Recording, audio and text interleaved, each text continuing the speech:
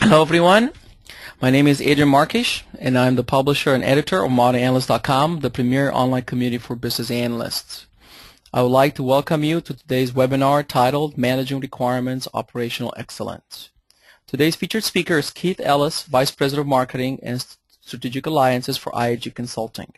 The webinar will last approximately 60 minutes, including a Q&A session. So make sure to submit your questions in advance using the questions feature of the webinar software. I would like to say thank you to IAG for sponsoring this event. At this time, I will turn it over to Keith to get us started. Adrian, thank you very much for inviting us to participate today, and it's a pleasure to be working with a modern analyst on this, and Adrian and his team. So today's discussion is really about making very significant change in requirements discovery management performance. We're not talking about a little bit of change. We're not talking about tweaking around the edges. We're talking about really making orders of magnitude difference in terms of the productivity of your analyst team, how they're working together with the organization, and the impact that you can have on the organization. That's what we're getting into the guts of, because we need to start looking at this as a more holistic kind of problem. We need to start looking at, and many organizations today are doing requirements, but are you really optimizing what it is that you're doing for the organization and trying to integrate it better into the whole fabric of your company? That's what we're talking about today. Now, a warning to everybody. Great requirements are incredibly beneficial to an organization. In fact, I think I'm speaking to many of the converted on that particular one, right? But it's not easy. If it were easy, we'd already been doing it, right? There's not a single, and the purpose of today's discussion, I think, is that we should be walking away with, is that there's not a single, magic silver bullet out there that you can grab and then, and use or shoot from the gun and make your problems go away. What we're talking about today is diving down into a management framework for change. It's going to help you achieve better performance over time, and some specific techniques within that framework that you can use to get stickiness over time. Because a lot of times people get change frameworks and they start, and then all of a sudden they get a little bit of performance boost, but it doesn't stay with them over time. Let's talk about really making it work for your organization. We're going to run the full hour today, as Adrian said. Use the Q&A area. If I don't get to your question, I think we've got about 550 or so people participating today. If I don't get to your question during the session, I will commit to getting to your question after. I'll just write it out as an email and send it off to you privately. That's not a problem. So certainly use the Q&A. This is your opportunity to make this as interactive as you can. I will try to answer as many of them on the way through. And by the way, for those of you who are interested in collecting PDUs from PMI, the PDU information will be on the last slide of the deck. So without further ado, what are we going to talk about today? We're going to talk about making change programs that really transform requirements definition and management. So not just a little bit of change. I'm talking about doubling or tripling productivity within your organization. And I want to show you that it's possible, okay? Because people say, what do you mean by that? I want to show you that it's possible. And some of the content might be a little edgy today, and I have to apologize for that up front. And let's be candid with each other. Every organization has some fleas. It just is what it is. I've depersonalized in as many places as I can. I've depersonalized in many places as I can, the content and et cetera. But everyone out there will have existing change programs in place. They've tried to make some change. And my hat goes off to anybody that is able to make change effectively on the way through. And yeah, by the way, there's a question that's come in from somebody on CDUs. Absolutely, you can claim these for CDUs there, Steve. You just fill in the form on the IIBA site. And it's all related to business analysis, so that's not a problem. The next thing is I'm going to talk about complex organizations. Probably this content most applies if you have a group of more than, say, 10 analysts. You can certainly use it in your day-to-day activities as an analyst if you're working in one or two groups. But frankly, those are smaller. There's a lot more simplicity in terms of how you're organizing work. When you start getting into 5, 10, 15, 20, they start getting a little bit more complexity around trying to manage the consistency of work amongst all those different people, and it certainly becomes absolutely critical when you're dealing with more than 100 people within the organization. Now, let's talk about positive actions. I hate the kind of Chicken Little type discussions where the sky is falling and everything's doom and gloom and it's fear, uncertainty, and doubt time. What I want to talk about are positive actions. What can you do tomorrow to make positive change happen within your organization? What are some of the basic steps? What are some of the basic actions? And hopefully every slide is going to give you some thoughts that you can take away and apply back within your organization. Okay? So one slide on IAG. In fact, what I was thinking about doing, and I'm going to try it today for the first time, because instead of talking about IAG and the fact that we've been around for a whole long time, what I was thinking about doing is giving you a little quick video clip. And you guys can give me a little bit of feedback, okay? Because this is the first time we're going to play this. Ever notice how whenever you put together a major IT project, everyone's really happy? The solution always works flawlessly, and you finish the project surrounded by cheering crowds. Okay, maybe not always. We've all seen it happen. You're working on a big IT project, and you spend months planning.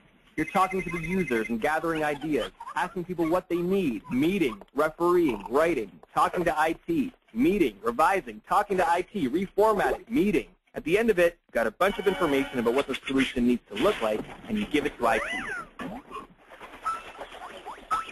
But somehow, when it's all done, there's still a communication gap. And you end up spending just as much time fixing the thing up or adapting your business to fit this monster you've created. Look, what if there was an easy way to make this communication work?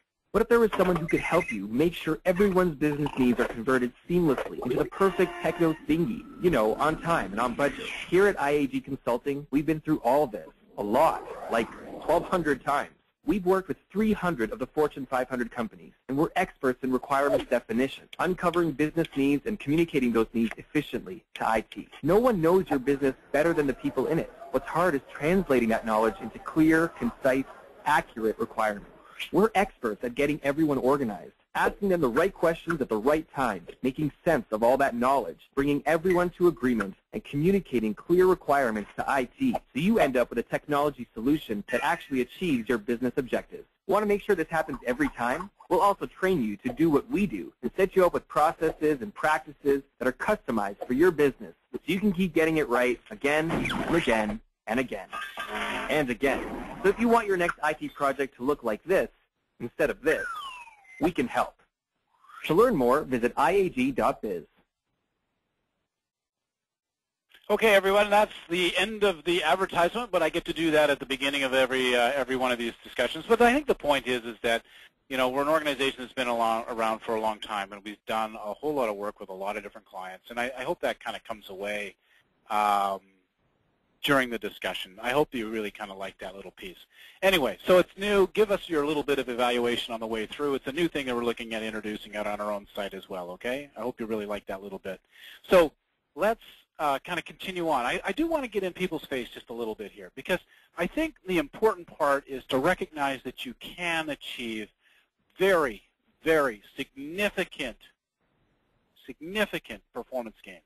And this is really from our own scorecard. Okay, so RDP is our own methodology, the requirements discovery process. And this is a comparison on 36 projects at 6 different client sites. So it's a fair, you know, it's a paired analysis where you take one project that's run using whatever methodologies they want to use and one project that's run using the IAG approach, RDP. And what we found is that the changes to requirements reduced by 75%, meaning that it's not that requirements can't change. Of course requirements are going to change. They just tended not to, okay? And the time required to get the requirements reduced by 58%. And guess what? Because they're not changing as much and it's taking less time to get them, the total cost to go get the requirements, or the total cost to deliver a solution, drops. And this same thing can be happening within your own organization. Whether you're working with IAG or you're doing other things, the concepts that I'm going to be talking about in this webinar are all around getting these kinds of performance gains. So 75% plus reductions in total changes to requirements, very significant reductions in overall time to complete the requirements. And I wanted to give you that slide so that you see, hey, wait a minute now, there are real measured statistics in terms of performance change, and it can happen, in fact, for many organizations. The learning objectives, what I want to make sure that you're walking away from this session, this is part of the advertised stuff. So if I don't give this to you or get this to you over the course of the session, you send me your cranky email, okay, and I'll give you my email address on the last slide. I want to make sure everybody walks away with how do you assess the maturity of an analyst organization. I want you to look in and be able to, at this end of this discussion, say, what are the things I should be looking at? And then where do you focus for improvement? Now, I'm going to paint a picture of a broader program of improvement, but I think I'm also going to pick out some specific things. If you don't have time for a longer or a larger program, you may need to kind of do tactically, okay, I want to do this, I want to do that, I want to do this, and focus in on those things. And then also want to talk about an implementation guidelines that you should use to enhance the success. So in some of the specific areas of the program, what are some things that you should be looking at? Now, this is where I want you to participate a little bit, okay? Why do you want to make change? A lot of you are here today because you say, hey, you know, this is all about you know, enhancing or managing operational excellence. It's a framework for accelerating organizations. So you've got an interest in making change. And so I ask the people the question always, why do you want to make change? And the three top answers kind of are on the screen in front of you. You know, hey, our analysts want or they need training. We're getting poor requirements. We want better templates. We're having trouble getting or keeping stakeholder participation. Those are the top three that come out. Upgrading your knowledge for somebody, absolutely, the same as the top one in there. But what I want to do is I want to challenge you, okay? I want to prove that sometimes your thinking process is impeding your effectiveness or the effectiveness of your solution. Because if you took just a minute to mentally kind of write down what it is that's impeding you today, why do you want to make change, chances are you're looking at the parts, a little bit left brain thinking. Let me take you to a little bit more right brain thinking, okay? Because right brain thinking is a little bit more holistic. We want to be looking more holistic when we're dealing with change, because that's how you start to begin institutionalizing change programs within an organization. So if instead you said, instead of our analysts want or need training, you reframe that question and say, I want my analysts to respond, I know what to do next. Can you see that's a much bigger picture? There's a lot more pieces involved in trying to really entrench it into somebody, right? We're getting poor requirements and need to make, you know, et cetera. I want to reduce requirements change by 75%. Can you see that that next part of it is, it's a much bigger thing? And all of a sudden it starts getting you thinking about other things that you need to start addressing rather than, well, I just need to introduce a new template into the organization, right? There's a lot more stuff involved if you're trying to really make systematic, programmatic change and significant improvement in the organization. We're having or getting trouble getting stakeholder participation. What if you reframe that and said, I want to achieve a state where stakeholders in our company would never even think of proceeding on a project without having great requirements. That's what I want to achieve. It changes the game. It's a much more holistic, whole brain way of looking at the problem. And the difference is really the difference between introducing concepts to an organization to helping the organization internalize those concepts and then institutionalize them. That's the difference when you're talking about really successful change programs. And it starts with a key concept. It starts with the concept of understanding that requirements are not a document. Now, I probably just messed a lot of you up. What do you mean requirements are not a document? In fact, I'm going to prove to you, okay, that sometimes there's an issue with people's thinking. I want you to think back to the requirements on your last strategic project. I want you to visualize the requirements in your mind. You got the picture? Okay. I bet most of you, the picture that came into your mind was a heft of documents. In fact, you might even be able to have felt the weight in your hand, okay? But most of you weren't thinking about it as a process. In fact, the issue here is that the requirements are a result of a process. They're the artifact that happens at the end. If the process is lousy, how good is that artifact going to be? Chances are it's going to be lousy, right? If the process was really good, how likely is that document going to be? The artifact of that process, how likely is it going to be good? Fairly likely, right? So you have to start rethinking or reframing. People tend to think of requirements as in very documentation-centric terms. I need to go get the requirements, meaning I need to go get a document that tells the IT organization what to do. You have to rechange that and start thinking of it as a process because it's much bigger, okay? Now, I want to take a poll here in a minute. I'm going to explain what requirements maturity is all about, because one of the first things I said I was going to do is help you to identify and assess requirements maturity within an organization. And there's basically 5 levels in our opinion. I'm going to open up a poll in a minute, okay? And I'm going to describe the different levels of maturity. And what I want is your honest assessment of where your organization is at in terms of its maturity curve. And then I'm going to speak and I'm going to bend the conversation that we're having here with the 550 or so people that are on the line. I'm going to bend the conversation toward the maturity level that people are at, okay? So the first level is performed. And I use the word ad hoc because what happens is, when you're at the level 1 maturity, is that the company tries to do requirements on projects, meaning it says that you should do requirements on projects, but every project is a little different, okay? And there's always a reason for it to be different, but every project is essentially a little different. And maybe you're using a lot of independent contractors or outsourcers or something, but basically everything's a little different. The second one is defined, and defined is basically you've got your basic processes and your templates defined, your competency models defined, all these basic things are done, but it's very individualized in execution. And what that means is it's not necessarily enforced that you have to do it a particular way. Some are very good in your organization. Some people are not very good in your organization. Often people all have the same role, so you're not really differentiating the types of analysts that you've got. And sometimes you're getting, or you often are getting, very inconsistent results across your analyst team. So some people are really great and some people are not. The project time and budget controls often in this level 2 area can be kind of loose on projects, okay? So either one or two things will happen, right? Either you're delivering on budget, but the time and the functionality shifts, or you're delivering on function, but the budget and everything like that is shifting around. So you've got less control over time, budget, and functionality all at the same time. And you're still not, you're tending to be in level 2 a little bit more industry-centric in your SMEs. Now, level 3 is implemented, and implemented means that you spent the time developing your competency model, developing your templates, making sure that you're enforcing the use and that you're managing the use of your the competency model that's out there, managing the techniques that people are using, managing the process that people are using, etc. So it's implemented within the organization. And by the way, stakeholders might not love it, all right? But they recognize that it needs to be done, and you're still not necessarily seeing awesome projects all the time, but at least you're not getting the blowouts. Number 4, okay? This is level 4 maturity. Now, at the end of this, I'm going to ask you to rate yourself, okay? By the way, some of you are in a room with 10 people, and so it's just I need you to kind of have a quick discussion amongst yourselves and figure it out. So level 4 is institutionalized. And this is where stakeholders would never even think of doing a project without getting great requirements. The language of it and the sessions and the types of sessions and what happens and the deliverables, and people develop a slang around it, and it's all ingrained into the organization. People just wouldn't even think of doing it without, have you done this type of session? And it's just part of the language, the way people communicate. In fact, you probably can't remember the last time a project blew up. And then level 5 is that continuously optimizing. And that's by the way, you've done everything else in level 1 to 4, but in level 5, you've gone beyond that to understand that there are certain things that the organization needs to excel at within the process of doing requirements. And it's continuously optimizing its process in those areas of highest value add. So if it understands that the speed of getting the requirements is the most important thing, then it's continuously working its processes to optimize that. But it never loses sight of the overall quality and et cetera. So with that, why don't I get you to take a minute and tell me where you are in this whole process, okay? So I'm going to launch the poll. And I'm going to speak to this issue of how you gather effectively in an agile process.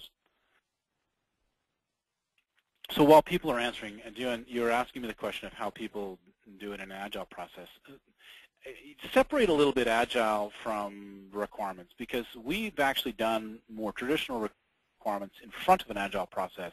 We've also done agile within, agile meaning traditional user stories within an agile process. So you can do either.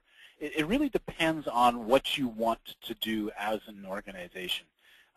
In that, do you want a more thorough distillation of the requirements prior to doing architecture and development, which is do the requirements first, then do an agile process in the development? So the analyst team and the agile development team are just kind of two different things.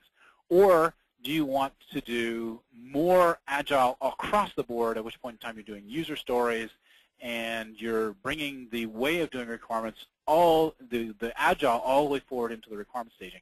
And there's two different philosophies in here, and you can do hybrids. There's lots of different ways that you can do this, and people tend to think of agile as a completely, I need to go entirely agile, and you really don't. You can do many, many different hybrids. Let's pick up that one offline a little bit more, Dan, because we have an entire agile practice, and I want to continue the flow in the thing here.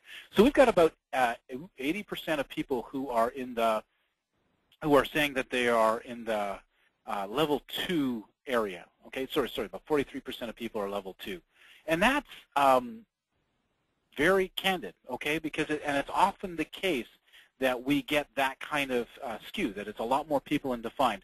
So if I put together the level 1 and the level 2 together, Okay, I've got about 66% of the audience today. So I'm going to speak mainly to level 1, level 2, and then certainly talk a little bit about if you are more implemented in this, what happens, okay? And so, by the way, it is what it is, right? It is what it is. You know, there's nothing wrong with being at that level. It's just people need to know what happens in the future. What can happen as you go from level 1 to level 2 to level 3 to level 4? And there's some statistics on that. And I would encourage you to go to www.iag.biz to go get some of that material. It's in the business analysis benchmark is one of the major finding documents that's out there. And what you'll see is that if you're a level 2 organization, typically what's happening is you're performing in around that 50% on time, on budget in that framework, okay? Maybe 60% of the projects that you're delivering meet all the functional requirements and are successful. So you're hit and miss, but you're more likely to be successful than not. As you go from level 2 to level 3 to level 4, you start looking at very, very high or tight tolerances, meaning you're getting to on time and on budget 80% of the time with the success and functionality requirement 80 to 90% of the time. And so you probably are in a position where you're not even, you can't remember the last time that you had a significant blow-up or failure within your organization. And that's where you want to be over time. That's really where you want to be, is how do you get to that level of maturity so that you can, in fact, be very predictable on the way through. So think about that as you go forward. How likely are you to be successful within your organization? And can you systematically change your maturity profile? But I hope what comes across in here for yourself today is that quantum change is very possible for 60% of the people who are participating in this call. You're probably no better than 50-50 right now, and you could be driving towards 70, 80, 90% on time, on budget performance. And largely, this is a requirements issue. Largely, it's a requirements issue, okay? And Adrian, just for some reason, I can't, the Q&A area is for whatever reason stuck, and it's not showing me the questions any longer. So I'm going to have to rely on you to tell me the questions.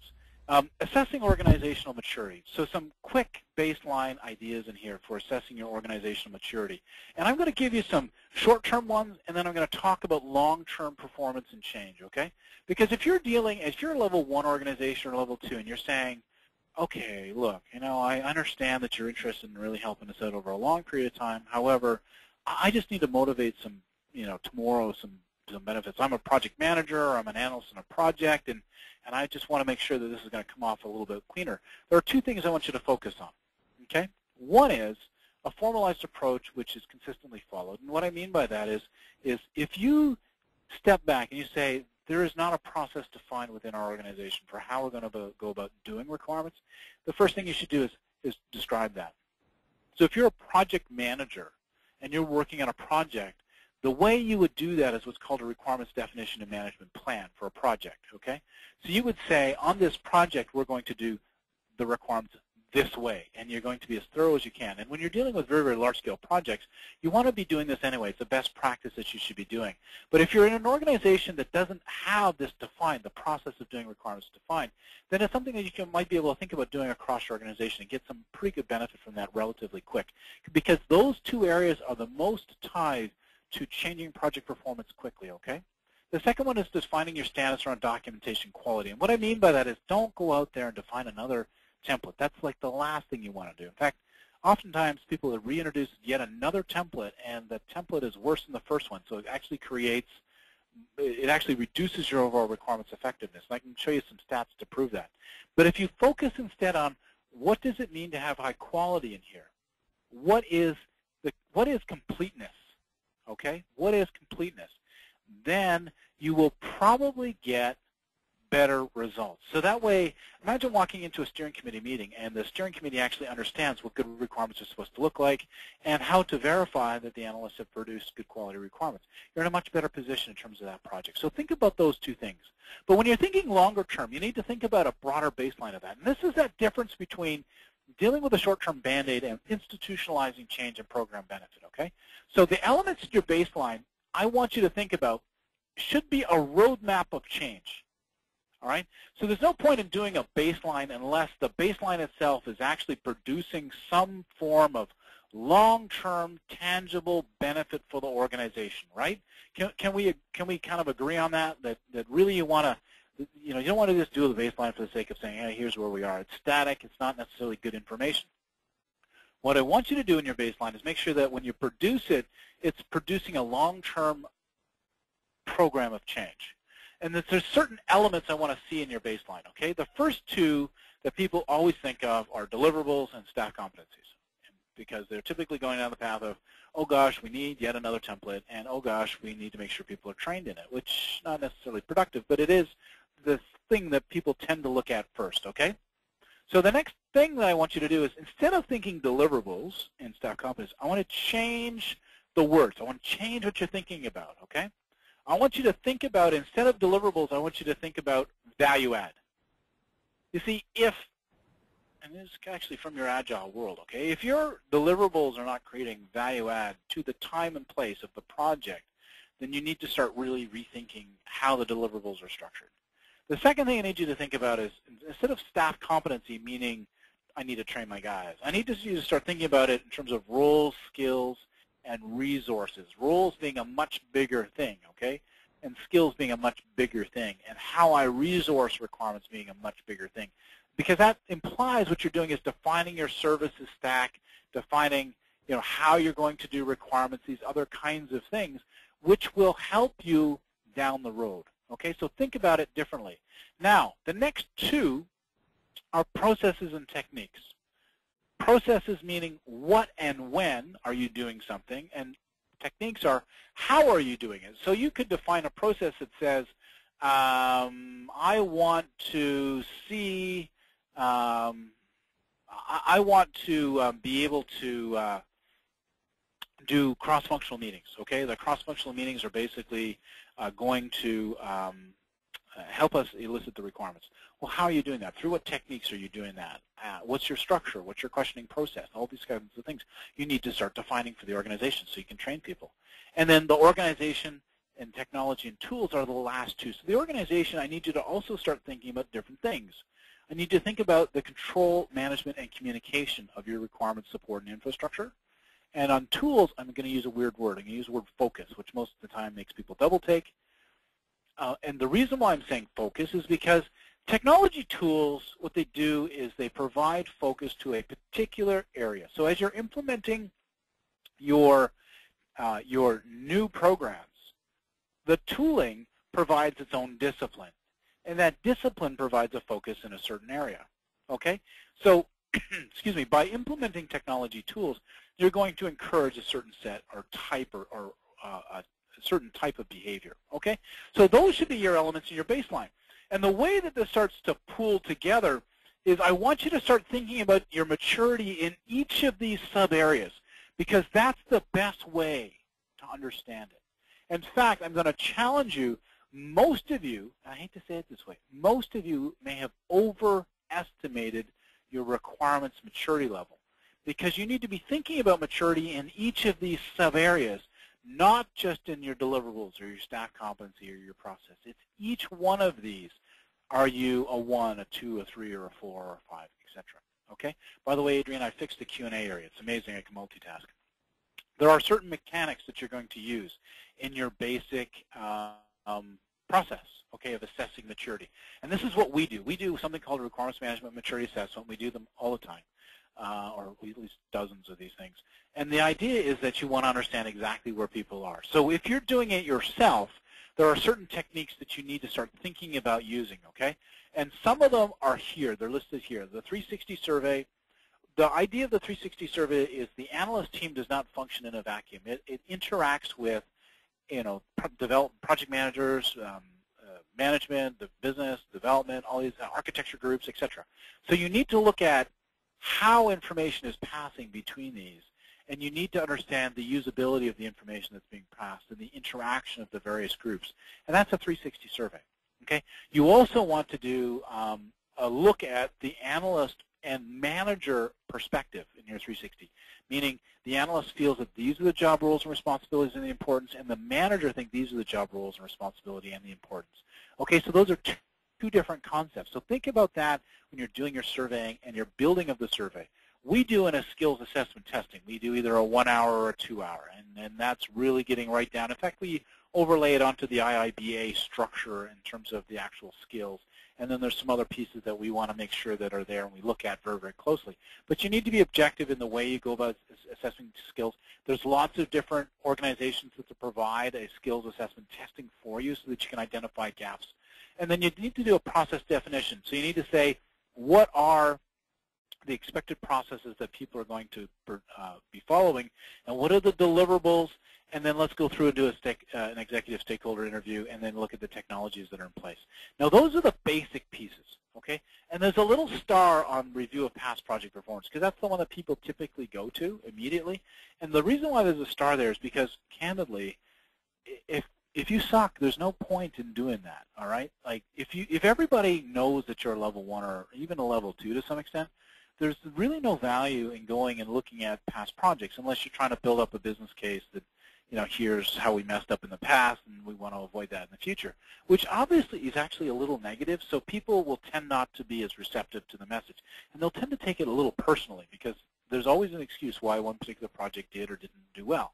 So you need to be very careful in terms of how you paint past project performance as a mechanism for assessing. That's why there's a little star there, because if you're a level 1 or 2, sometimes there's no value in doing that. If you're level 3, you absolutely must be doing this.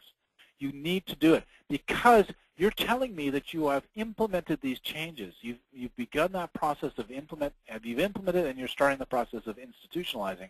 And so you need to be able to show a track record of consistency. And if you can't, then you have a real problem in your hands and you're not as mature as you think you are. So let's go into the overall diagnostic of this because I want you to see how this then plays out within an organization. And I referred to this earlier. You have 6 underlying competencies: process, staff competency, tools, etc. Okay? 6 underlying capabilities for maturity. Maturity is not necessarily a static thing. Okay, you can't just say, oh, how mature am I? You have to look at specific elements in your organization to determine how mature you are. So if I said instead, what I want you to do is tell me if you, for your process, if it's just performed but it's not defined, is it defined or not? Is it implemented, meaning everybody's following a consistent process? Institutionalized. Just that one capability at the top here, okay? Just that one capability. Assess yourself on that one thing, okay? And tell me where you are, 1, 2, 3, 4. Then look at staff competency and tell me, have you really determined what your competency model is? So is it defined? Have you implemented, meaning have you changed your hiring practices? Have you changed the way you're going about building your business? Have you changed the way you've gone and your skill? Have you standardized the skills model that you're using within your organization? Tools and technology, practices and techniques, organization. Go down each one of those and tell me where you'd be. Chances are your maturity level is lower than what you originally expected. And that's the way you really go about assessing the maturity of an organization. Now, when we come in and we do it for somebody, we add an even different dimension. We look at maturity within individual processes of requirements. But for yourself, if you really want a good management discussion amongst the BA team, just do this yourself, amongst yourself at the table, and say, where do we think we are? Because the purpose of looking at a maturity assessment like this is to really find the blind spots. What are the things that are holding you back? You cannot continue to focus on, say, the deliverables and to get the deliverables and results, and expect to improve requirements overall within the organization. Because what's happening is you may have level 4 maturity in the deliverables area. You may have incredible maturity in that area, but you're no good in terms of the process or the organization or the practices and techniques that you're using. So therefore, you're getting lousy results. So you can't continue to try to advance the ball on one area that's worked for you in the past and expect to make continued incremental improvement. It's just not going to happen. And that's one of the issues in here. That's a key finding that I want everybody to take away with them today. Institutionalizing quantum change or improvement in the organization is a broad front across multiple maturity areas to really be able to make performance happen. So let's talk about a success roadmap. Let's talk about some things people need to focus on when you're doing it. You need to have holistic impact delivered across all 6 areas, all 6, in order to make a significant improvement. If you did the assessment on yourself at a high level, okay, you went home and you say, okay, where are we strong, where are we weak?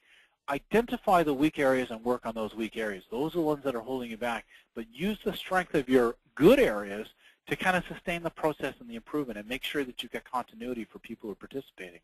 The idea of sufficient critical mass has to come out. And what I mean by that is you need enough people working together that understand the new process for you to be able to make change. If you've only got one or two, then it's going to be difficult to kind of deal with. The next part is it needs to be top-down and bottom-up enabled, meaning from a top-down perspective, management does need to enforce and endorse the process of requirements and what it is that you're trying to do. But bottom-up means that you have to give people the tools and the training and the techniques that they're going to use to be successful. Bottom-up also means that you need to change or look at your hiring practices and what you're doing. And just a quick answer for Dorothy. Dorothy, when you're dealing with business rules or some specific thing in here, that's really a technique issue that you're going to do. So it's really it's a domain of practice and technique. How do you go about documenting something like business rules in here? And then what's your process for doing that? Metrics means that you've got to measure and catalyze benefit. I'm going to talk about that word catalyze in a little bit. And then you need to use the techniques of great requirements to perform the task. Now, I'm going to talk about that one a little bit as well. So each one of these things here, I'm going to talk about a little bit as we go forward. And in particular, I'm going to drill down into each of the capability areas and start talking about how do you begin to make change happen in that area if that's your one area of weakness, okay? So if you said it was process, let's talk about that. If you said it was one other thing, let's talk about that. Now, for those of you who are into, hey, I just need to get people motivated, there are some typical, but not necessarily ideal, low-hanging fruit that you can look at, okay?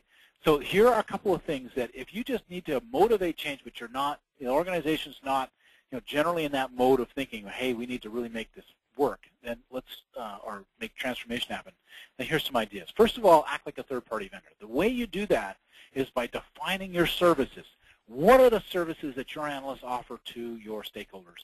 They offer a consulting service? Do they offer a requirements elicitation service? Do they offer a scoping service, a rapid launch service? What are these things that they do? Okay, because then if you can quantify what those are, you're better at defining, hey, am I good at that? How good is my service? How stable, how predictable is it? And that helps you to act like a third-party vendor because it also means that you're talking up that service that you're offering to the organization. The next thing is to co-pilot a project with a requirements expert. We do this all the time. It's really successful. And the reason it's successful is because you need to reset people's expectations on how long it takes to do something. So we'll cycle $1 million client-side spend project, which for a lot of people is kind of big, in about 5 to 10 business days, 5, maybe 7, sometimes 10 business days. And that kind of messes people up sometimes. They say, wow, 5 to 10 business days to do this. How? And then you realize that it's very systematic, and this is the process. It's not rocket science. But it changes the way people do it. The second thing is to have somebody redesign your analyst rules and supporting competencies. I mean, you can get an HR expert to do that. You can work with your HR department sometimes to do that because the alignment of people and processes and the competencies associated, when you start getting into this, you start realizing, wait a minute, we got some people doing some wacky stuff, and this doesn't make a lot of sense. You need to acquire or overbuild elicitation skills. Elicitation skills, meaning elicitation is all about being able to engage stakeholders and ask them the right questions at the right time. And if you've got a good methodology in there, it means that you don't have to be a subject expert to be able to pull out an understanding of the business requirements. Okay, so our guys, for example, they would walk into a manufacturing company one day, a finance company the next, et cetera, and they're still going to be successful. So if you acquire or overbuild elicitation skills, it's going to be very helpful for you because it gives you a lot more flexibility in your staff in terms of how you're moving forward. It's also, all 4 of these are the ones that are most connected with overall project success and transformation change, okay?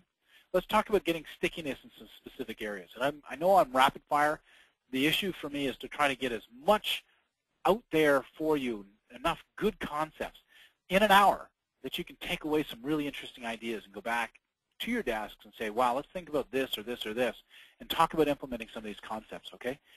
So getting stickiness on change is a bigger issue than simply trying to, do some basic training or something like that. Getting stickiness on change is making sure that the overall process of requirements works better. Because the definition of insanity is basically doing the same thing over and over again and expecting different results. I love that quote from Albert Einstein, right? doing the same thing over and over again and expecting different results. And how often have you gone out and trained analysts or done another template or yet done another tool?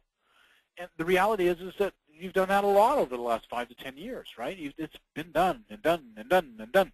So what you need to do is think about the alternative, which is change enough of the variables that a different result becomes possible. Remember what I talked about, sufficient critical mass? It's sufficient critical mass of understanding, but it's also sufficient critical mass of change that will really allow you to get into that position of quantum improvement, okay? Let's talk about assessing organization. When you're dealing with organization, there are 3 basic things. So if I'm at the CEO slot or president or whatever it is, or even CIO, and I'm looking down into the organization, I should see 3 things with respect to requirements. I should see, hang on. Sorry, I've got a little bit of a cold. So I should see a set of resources, right? Meaning I've got people and somebody is providing those people into the organization, somebody's managing those people. Those resources should have a framework, meaning they should have a set of processes and tools that they're using for doing requirements, and people should know what those are. And there should be infrastructure there. In other words, there's an organizational model for how this is all put together, and there are services that that organization is offering to the market, to the internal stakeholders. Those 3 things need to be together. Now, whether you call that a requirement center of excellence, or you call it a center of practice, or it's fractured within the organization, doesn't really matter. It's just those are the 3 things you're looking for. The issue for you is that the more harmonized those are into a single organizational unit, the easier it is to implement improvement in the organizational structure, to make the organization more mature. The more it's into one, the more fractured it is, the harder it is to make change, because there's not a single point of management across the entire structure. It makes it much, much more difficult. But you can deal with it, because different organizations have different mechanisms for dealing with these kinds of things, different levers that you're going to work with. So this isn't making it impossible. It's just more difficult to deal with as you're going through. And in fact, it may be right for some organizations to fracture it. It's just more difficult. So those are the 3 things you need to look at, though. The next part is modeling roles and competencies, because people sometimes, they go a little bit tilt when you talk about this. There are a simple set of techniques I want to suggest to you when you go do this. The first is to look at what I call a position service matrix. So if you say, I've got junior business analysts, and those junior business analysts offer these services. They are mainly oriented on maintenance types of projects, and they offer the service of codifying or quantifying the areas of automation associated with blah, blah, blah. So you've got to go through and you say, okay, well, I've got senior business analysts, and those senior business analysts are dealing mainly with net new transformational types of projects, and they offer a facilitation service, they offer a consulting service on best practice, they blah, blah, blah, all the way down. So you kind of lay out what are the services and what are the positions, because the services will dictate the competencies that you need, okay? The next thing you do is you look at your overall processes associated with delivering a service. You do what's called a RASCI. And a RASCI is basically looking at the role that analysts are playing. RASCI means something. It means R is responsible, A is accountable, S is supportive, C is consulted, and I is informed. So the way you go about defining the role is you say, what's the process through which we're going to go get requirements? What do analysts do? What do stakeholders do? What does the architecture team do? What do these other groups that are related to this do? Are they responsible, accountable, supportive? Are they consulted? Are they informed of various things that are happening within that process? Because that will define the services you're trying to offer and the role that somebody's playing in the performance of different services, including the role of other people or other organizational groups. It's netted out. It's actually fairly simple, right? The next part of it is to look at the competencies, because you take the services that you're going to offer and you say, what are the competencies and skill matrices then associated with this? Because I need to start netting out. I don't want to go looking for skills at such a granular level. I want to look at what are the skills I need to perform these different services, how are those skills grouped together to competencies, and the competencies might have only 13 or so elements that I need to start building out in each individual class of employee. And then you need to do an assessment or skill gap analysis on it. So do I have those competencies? Where are my strengths? Where are my weaknesses? So simplify out the basic concepts of how you're going to do this, and it makes it much, much easier. It also allows you to do some neat things, like you can create some professional development programs for your PA redesign. You can also use this to spawn your service level agreements that you might have within the organization or performance improvement goals. But until you do something like this, it's a little hard to figure out where you have your weaknesses, right? Now I'm going to talk about training and development, because training and development people tend to associate with course delivery, and that's only one part of it. Course delivery is like the green part of the wheel here. It's basically delivering knowledge to the organization, and that might be instructor-led or self-study or research library or something. I mean, you can go onto our site, and there's got to be about 100 documents on our site. All of them are free, right, that you can pick up and read. Everything from, there's about 50 what we call quick content 1-2 pagers. There's 2 major research studies there. There's probably 2 dozen white papers that are sitting there. A whole bunch of video content coming in the next little while. I mean, all that stuff is there. You can just grab it. But that's all knowledge delivery. It's not experience building. Experience building is all about, looking at coaching and mentoring or simulations. Simulations is where somebody actually, what we do in our organization is we train people for a period of time, and then after we've done training them, we create a mock scenario where they actually are facilitating a session, but we're using other analysts as the stakeholders. Because let's face it, a little career limiting if you're going to train somebody and then you're going to throw them out in front of the big leagues, in front of a bunch of SVPs, and say, oh yeah, use those techniques we just trained you on to go, facilitate the session. It's not going to work, right? Because you need to build experience in it. You need to get people understanding that they can use these to be more successful. And then you've got to manage that experience. You've got to layer in management around it and say, how do I do some role mapping and accreditation program so that people are encouraged to continue building those skills and continue using those skills, because we're going to measure you on it. And that's how you go from knowledge to experience to managed experience. And replace those words in your mind as just knowledge to internalized to institutionalized. And that's the secret of the game, right? You're talking about delivering knowledge, defining what people need to do. Helping them to internalize that takes you to that next level. Helping to internalize that takes you to that level of, hey, I've implemented this. To manage experience begins taking it into the fabric of the company. That's what you need to do. And you're always doing this wheel on, doesn't matter what area you're trying to implement, whether it be process or technique or new skills areas, that sort of thing. You're always doing this wheel of looking at and defining and then entrenching it into the experience and then looking at how you manage around it. The assessment process. Now, what I want you to do, and this is going to sound a little bizarre, I'm going to lose some of you on this concept, but I want to play a little bit of a game, all right? And it's a little bit like mental chewing gum. I want you to think about your current requirements process, because many of you said you're level 2, 3, or 4, which means you've actually defined your requirements process, so how you're going to do requirements. What I want you to do is I want you to take your requirements process, and I want you to mentally apply it to the requirements, the development of a new requirements process for your organization, okay? Take what you've written down as your requirements process, and I want you to apply it as if you were the manager and you were contracting with your own BAs to create a new requirements process. I want to ask you a question. Would you get a clear definition of what people need to do in the process to execute successfully?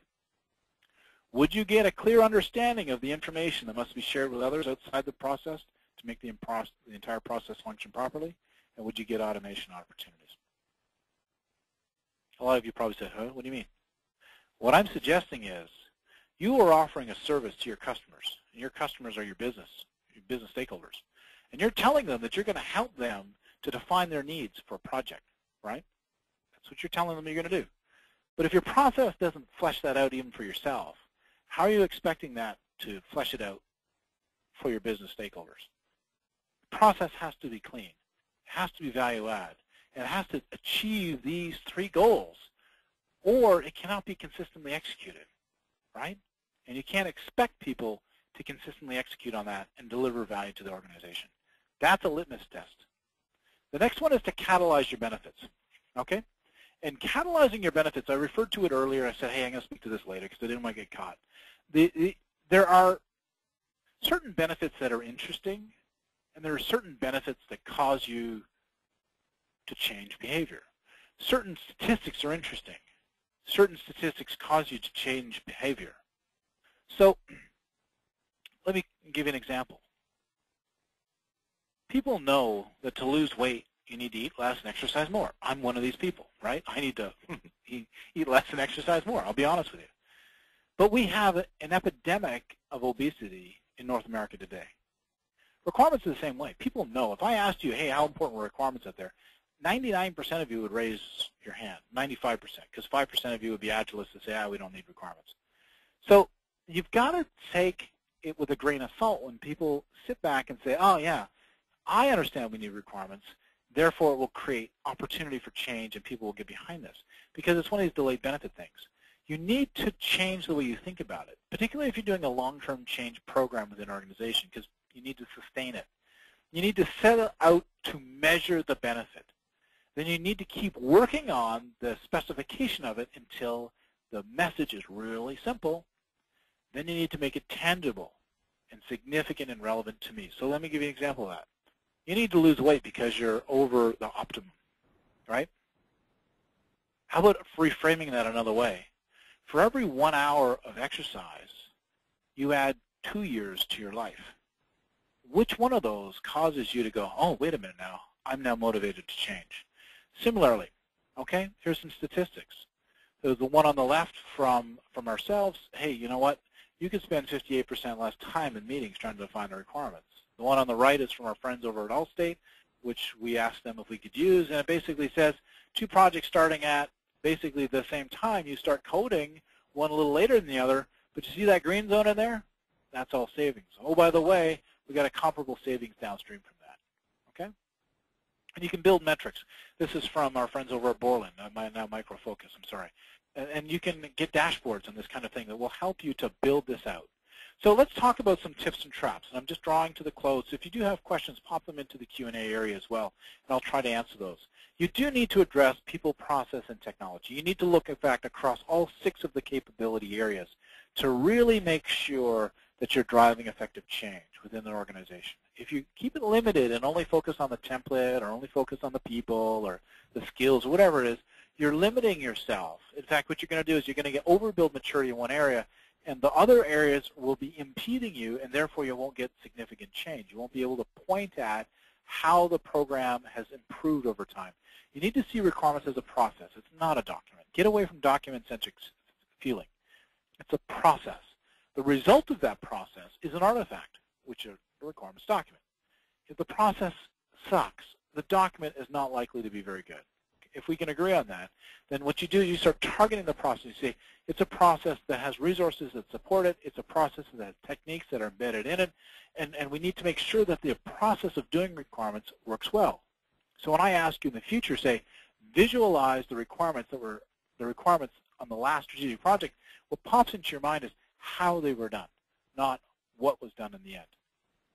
Help your organization internalize the meaning of bad and good requirements. The more the organization understands about what it means to do good requirements, and the more your analysts are able to have good conversations with their project managers, the more they're able to have good conversations with their stakeholders about, and candidly, hey, was this done the way we want it to do? Does this represent the quality of our organization in this area? And if it doesn't, then you can manage that. If it does, and just deal with it, right? And if it does represent the good quality, then you're patting people on the back effectively for it, right? And I would encourage you never to underestimate the complexity. The reason why 70% of organizational failures on delivering new systems are attributed to requirements is because, frankly, it's an area that has a high degree of complexity. There are a lot of moving parts and pieces. And it's one of these underlying areas which have an entire professional skill set associated with it. And if people don't recognize that, it's really hard to make effective change. People don't really understand the breadth of the change until they start getting into it. So some closing thoughts, and hopefully this has been effective for people today. I'm coming up to the last little bit. We've got some questions coming into the Q&A area here. And by the way, keep popping more in. That gives me an opportunity to kind of pick and choose, right? Some closing thoughts. So some 3 critical concepts. First and foremost, map your organizational baseline. Determine your organizational baseline. We do what's called a requirements management maturity assessment. You need to think about doing something like that for yourself, even if it's just on paper, especially if you've done some training and you're looking for your future development path. You need to start thinking about how to assess that thing. The second thing, because that sets out the mapping of your path, right? The next thing is to develop change programs that internalize and institutionalize. Remember how I talked about right brain versus left brain thinking? That's the genesis of it. Define the problem as somewhat bigger. And it may be that you're not able to deal with the bigger problem now, but at least when you're mapping out your program of transformation or thinking about how you're going to move the pawns on the chessboard in the future, you're thinking about it with a longer-term plan of how do I make this entrench, internalize, and institutionalize? How do I manage the fact that people are building certain skill sets? How do I change, say, the inbound hiring of people and manage that they're better aligned to a particular skill set, even right on the get-go? All of those things need to be thought about. And then catalyze your benefit. You know what? Certain metrics create interest. That's interesting. I'm fat. That's interesting. Certain metrics create the impetus for change, and you need to define those two different things. Okay? So hopefully I've covered off those learning objectives that we talked about earlier. Frankly, if I didn't, make sure you send me your cranky email, okay? If I did, you know, hey, I always like to hear the good ones. I can remind you about IAG, but I think you saw a great little show at the beginning of this whole thing. Now, for those of you who want the slides, okay, if you want my slides, and I saw a couple of requests pop up, send me an email to kls@iag.biz. If you send me that email, I will make sure that I come back to you with the slides on the way through, okay? And we'll deal with that. No, there's not, Daniel, there's not as much information here on Agile because there is, however, if you're interested in, if you're flirting with Agile, there's a couple of things that we do. One is called Managing Agility and Discipline. It's a 1-hour webinar. You can also go onto our site, and there's a 2-hour webinar, literally all, in fact, there's 2 of them, 2-hour webinars, all about Agile and Agile process and how Agile interacts with, you know, requirements, basically, in the Agile process, and the different roles that are associated with the Agile process. So I pop onto it. Anitha, the actual email address is on the lower left-hand side of the screen. It's kls@iag.biz. Fire me off your email. I will turn around and reply back with the slide deck that's here, so you have it. You also get some of my notes and stuff like that.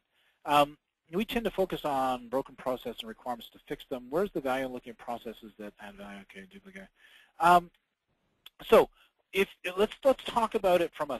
I'm going to interpret your question more from a systems perspective. That people, you know, focus on a broken process and requirements to fix them, and what you're looking at is kind of let's start more holistically and look at what the business is trying to accomplish. So that, and Mark, is a very positive first step. What you do is if you take your requirements process and you first and foremost say, what does the business want to accomplish rather than how it's going to accomplish it, then you're really looking at it more from a process perspective. You're looking at it and saying, okay, we're going to issue credit cards.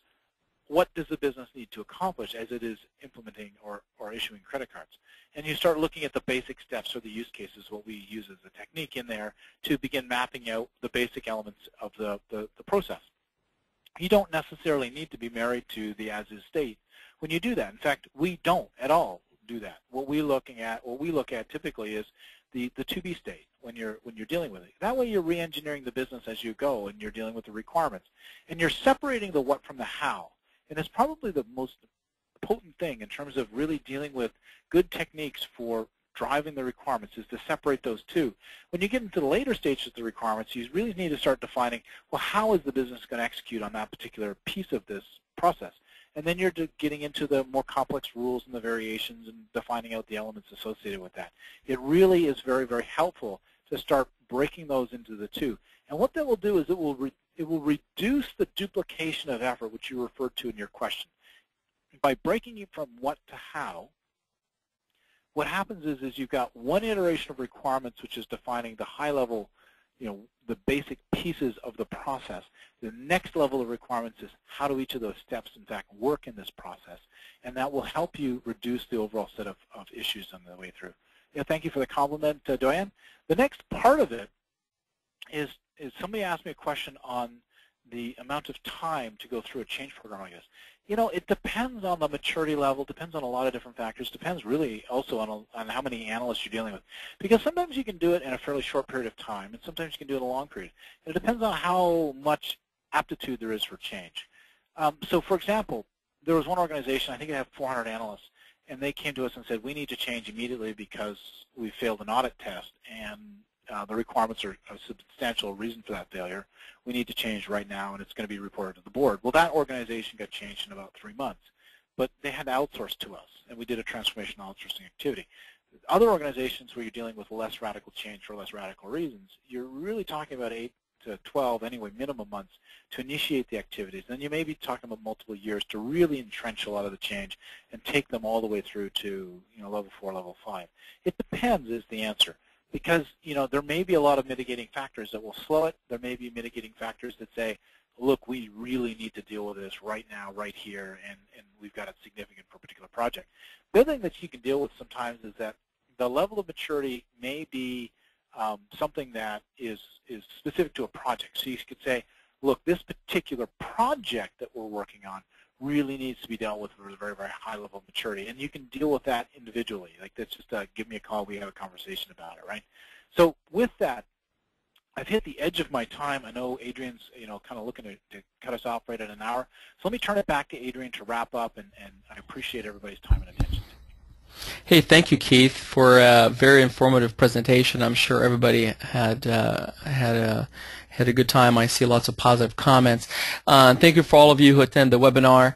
I wanted to point out that the webinar, along with the slides, will be archived at modernanalyst.com within a couple of days of the event. So you can access them again and share them with your colleagues. This concludes today's event. Thank you again, and we hope you have a great day.